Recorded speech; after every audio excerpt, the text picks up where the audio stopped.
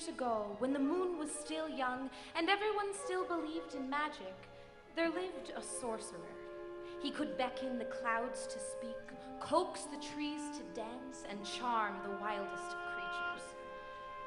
He could also guide away evil spirits and heal those that were broken or lost. He was known far and wide for his skill, and he was always willing to share with others what he knew.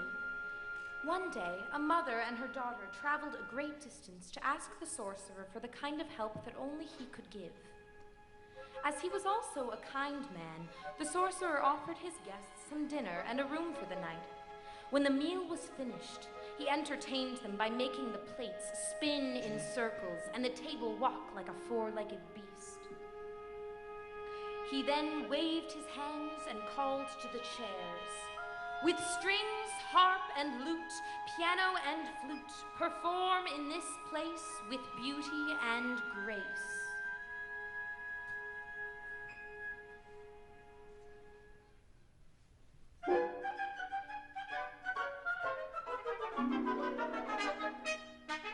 The chairs played on into the evening, making music of every kind until the guests were ready for sleep.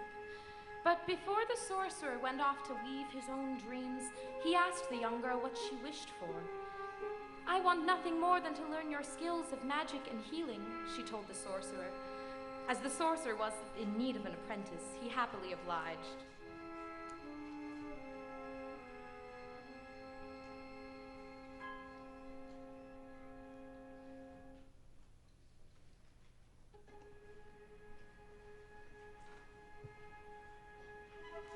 Being an apprentice to a great sorcerer, however, was not exactly what the young girl expected. She washed dishes, swept floors, chopped wood for the fire, and carried water from the well. Tirelessly, she worked day and night, eagerly waiting to learn a spell or simple charm. After weeks of hard work, she finally asked the sorcerer, "I mean no disrespect, master, but why can't you teach me how to wash the dishes with the wave of my hand? Why must I clean and sweep instead of learning magic?" The sorcerer looked sternly at the apprentice and said simply, "Some things we must do for ourselves." The apprentice did not understand. If we must do some things for ourselves, she wondered, then why shouldn't the sorcerer do his own chores? One day, while she was working nearby, she became even more confused when she overheard the sorcerer casting a spell.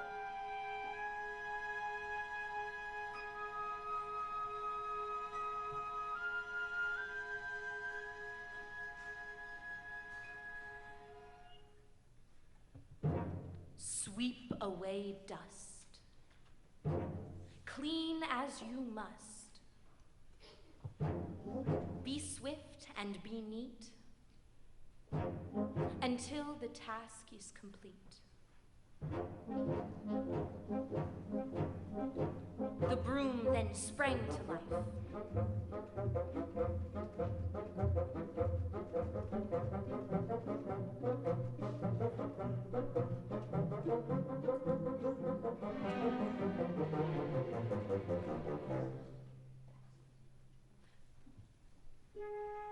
The next day, before the sorcerer left for town, he gave the apprentice the longest list of chores thus far. One task after another she completed, tiring and becoming more careless as the day wore on. The apprentice stumbled wearily as she carried 2 buckets of water to fill the cauldron, spilling water everywhere.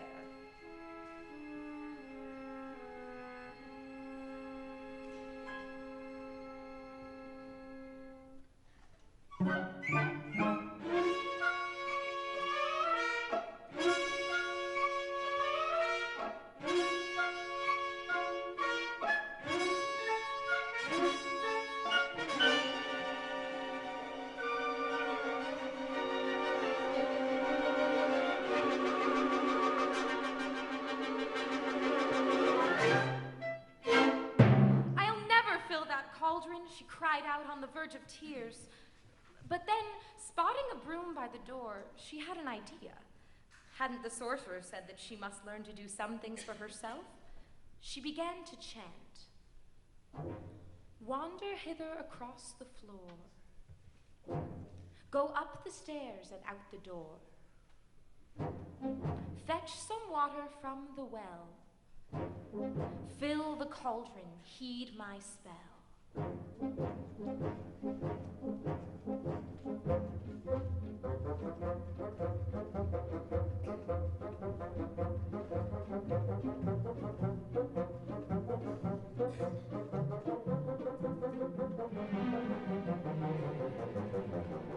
For a moment, the apprentice was sure her magic had failed. She had just started to pick up the water buckets when she heard a rustling sound. Suddenly, looming above her was a broom staring at her. As the girl watched in amazement, it left the kitchen and returned with full buckets, dumping the water into the cauldron.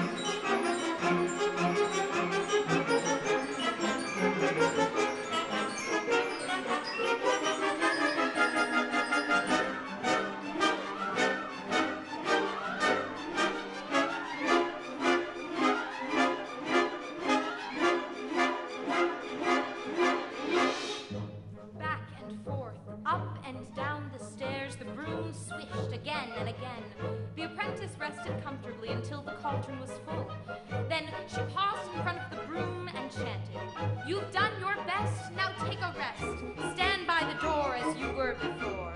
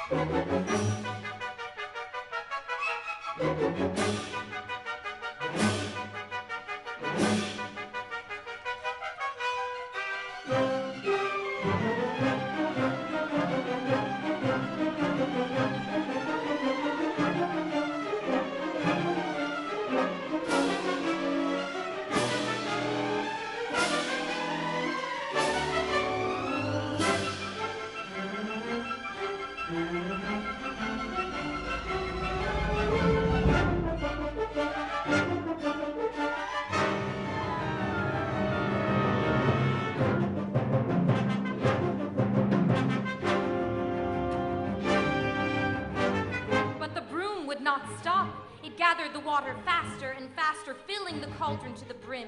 The apprentice cried out as the water began to overflow.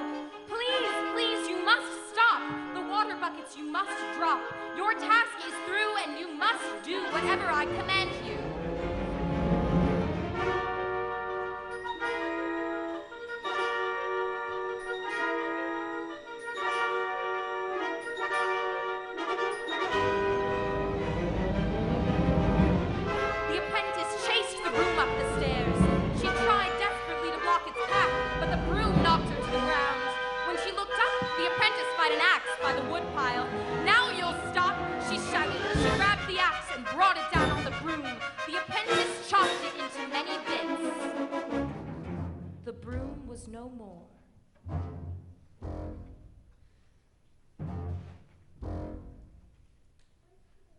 The exhausted girl wiped her brow. There is much more work to be done now, she said, with a heavy sigh as she bent down to pick up the buckets. Just then, the apprentice heard a familiar rustling sound. Turning swiftly around, she shrieked. Facing her was an entire army of brooms. Holding buckets full of water, they stared at her with cold, strange eyes. Then they pushed past the cowering girl and marched to the overflowing cauldron, and once again proceeded to fill the room with water.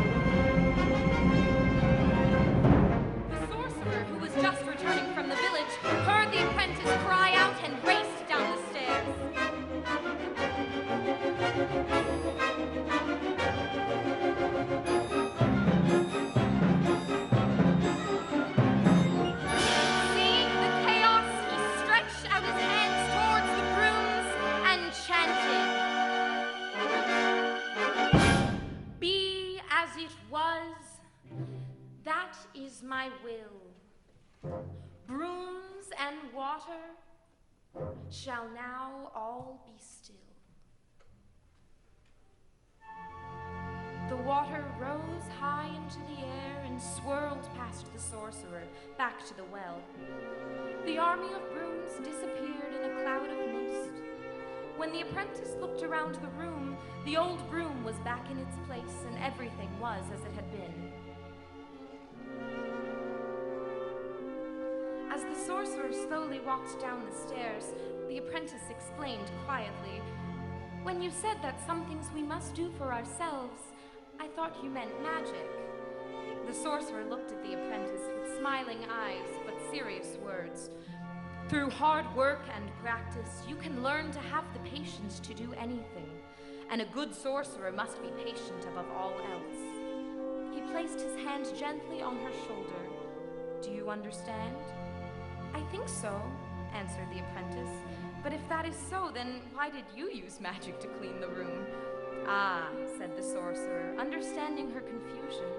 He answered simply, "The hard work of a sorcerer is not the same as that of an apprentice. Someday you will understand this more clearly." The apprentice nodded solemnly and with great relief. And as time passed, her patience and talent as a young apprentice grew and grew, until one day, many years later, she too became a sorcerer.